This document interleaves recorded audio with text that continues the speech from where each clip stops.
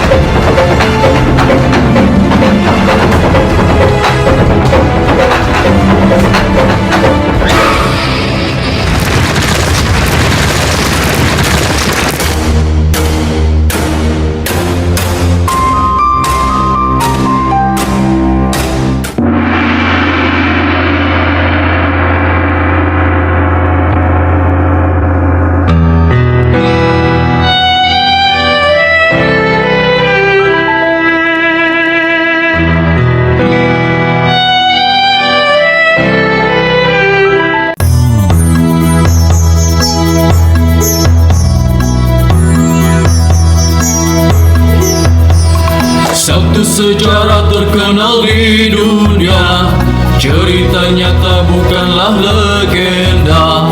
Tokoh ulama penyebar agama, dialah Cheng Ho panglima kita. Hidup matinya membela agama, bergelar cahaya tiga mutiara. Pada abad pertama hadirnya Islam, di negeri Tiongkok sebagian dari masyarakat Tionghoa sudah memeluk agama Islam. Salah satunya tokoh sang penjelajah memimpin armada muhibah termasyhur di dunia. Dialah Laksamana Cheng Ho dengan trek record 7 kali bersinggah ke Nusantara, jauh sebelum Indonesia ada. Untuk memperkuat sejarah keberadaan Laksamana Cheng Ho, Profesor Kong Yuanzi mengabadikan dalam buku karyanya berjudul Cheng Ho Muslim Tionghoa, Misteri Perjalanan Muhibah di Nusantara. Kenapa Profesor Kong Yuanzi begitu antusias mengangkat kembali sejarah pengembaraan Laksamana Cheng Ho, agar menjadi kajian atau renungan bagi anak cucu keturunan di masa mendatang bahwa di abad 14 leluhur Tionghoa pelaut Muslim telah melakukan perjalanan, memimpin 208 kapal melampaui Asia Afrika, sejarah terhebat dan belum tertandingi sampai saat ini. Di setiap wilayah yang disinggahi Laksamana Cheng Ho, di samping berniaga, dia pun mengembangkan syiar Islam dengan kelembutan dan kesantunan sikap tutur kata, menyatakan bahwa Islam merupakan agama yang universal dan rasional. Laksamana Cheng Ho memiliki tingkat kecerdasan di atas rata-rata yang dimiliki manusia pada umumnya, dalam memberikan penanaman nilai-nilai keislaman dengan menyatukan ramuan manajemen Rasulullah, manajemen Tao Zugong, manajemen Konfusiusme, dan manajemen Lao Tse, sudah terjadi 600 tahun yang lalu. Dengan mengkombinasi manajemen 4 pemimpin besar, segala kebijakan Laksamana Cheng Ho membuat sistem kerja para awak kapal teratur, disiplin sesuai tugasnya masing-masing. Sudah terhitung 6 abad yang lalu, kunjungan armada muhibah Laksamana Cheng Ho ke Nusantara, tepatnya pada 1405 sampai 1433 Masehi. Satu pembuktian sejarah besar itu memang ada bahwa Laksamana Cheng Ho pernah bersinggah di kerajaan Samudra Pasai dengan memberikan cindera mata berupa lonceng raksasa bernama Cakradonya, sampai kini masih tergantung, terabadikan dan diletakkan paling depan di Museum Banda Aceh. Lalu berlanjut perjalanan Laksamana Cheng Ho ke sebelah barat, ke kerajaan Nakur berhadapan Laut Lambri, lalu berlanjut berlayar melintasi bagian barat, hingga sampai pula di Pelabuhan Palembang. Bahkan Laksamana Cheng Ho pun pernah berlabuh di Tanjung Ketapang, Kecamatan Tobo Ali, Kabupaten Bangka Selatan, Kepulauan Bangka Belitung, kemudian dilanjutkan ke Sunda Kelapa dan berlabuh di Tanjung Masa, Ancol. Saat itu Laksamana Cheng Ho bersama para awak kapalnya sempat menonton tarian ronggeng di Tanjung Mas, yang saat itu masih berupa hutan rawa-rawa.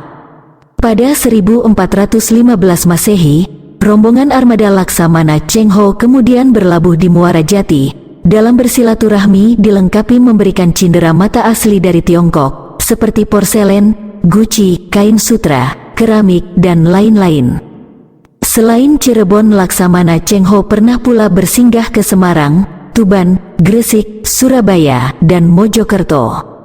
Profesor Kong Yuanzi merekam jejak sejarah Laksamana Cheng Ho secara terperinci, mengabarkan tokoh Tionghoa yang begitu besar jasanya dalam penyebaran agama Islam, melakukan pembaharuan, dan meningkatkan sumber daya manusia dalam bidang perdagangan dan pertanian bagi daerah yang pernah disinggahi. Penulis buku sejarah besar perjalanan Laksamana Cheng Ho yaitu Profesor Kong Yuanzi memang sangat tertarik pada sejarah persahabatan bangsa Tionghoa dengan bangsa Indonesia, termasuk peristiwa kunjungan Cheng Ho ke Indonesia. Sudah sejak lama mengumpulkan data-data mengenai kunjungan Cheng Ho ke Nusantara di masa lampau. Profesor Kong Yuanzi menempuh pendidikan di jurusan Bahasa dan Kebudayaan Indonesia Universitas Peking. Selain itu, dia juga pernah mengambil studi di Fakultas Sastra Universitas Indonesia pada tahun 1964 sampai tahun 1965. Bagaimana Haji Muhammad Yos Sutomo turut berdedikasi, memberikan apresiasi tinggi sebagai satu bentuk penghargaan serta kekagumannya terhadap kepemimpinan Laksamana Cheng Ho. Di samping berniaga terus bergiat sampai akhir usianya, tak pernah berhenti mengamalkan ajaran agama Islam, sehingga Haji Muhammad Yos Sutomo dengan ketulusan niat mendirikan 4 masjid Cheng Ho yang di beberapa wilayah Kalimantan Timur. Dan apa yang dilakukan Haji Muhammad Yos Sutomo sama tujuannya dengan Profesor Kong Yuanzi menulis buku tentang perjalanan Laksamana Cheng Ho. Semuanya demi tujuan mulia, agar menjadi catatan sejarah besar bagi anak cucu keturunan di kemudian hari untuk membangun semangat dalam berlomba-lomba berbuat kebaikan seperti yang telah dilakukan oleh Laksamana Cheng Ho. Setiap anak bangsa berhak mengukir sejarah atas dirinya, seperti yang telah dilakukan Laksamana Cheng Ho, Profesor Kong Yuanzi, dan Haji Muhammad Yos Sutomo. Salam harmoni dalam berbangsa, beragama, dan bernegara, Kesatuan Republik Indonesia.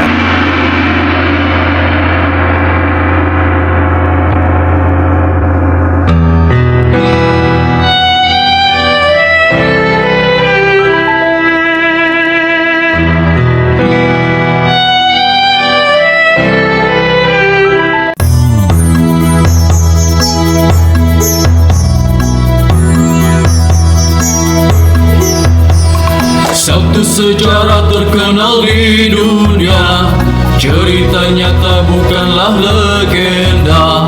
Tokoh ulama penyebar agama, dialah Cheng Ho, panglima kita. Hidup matinya membela agama, bergelar cahaya 3 mutiara. Kalam Allah melekat dalam jiwa, dialah Cheng Ho, panglima kita. La ilaha illallah, Muhammad Rasulullah. Panglima Cheng Ho kita, pembawa ajaran Rasulullah. Rahmatan lil alamin kita jaga, berbagi kasih antar sesama. Damai dunia tujuan utama, agar semua mendapat surga.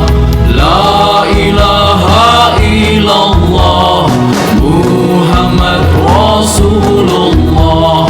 Panglima Cheng Ho kita, pembawa ajaran Rasulullah.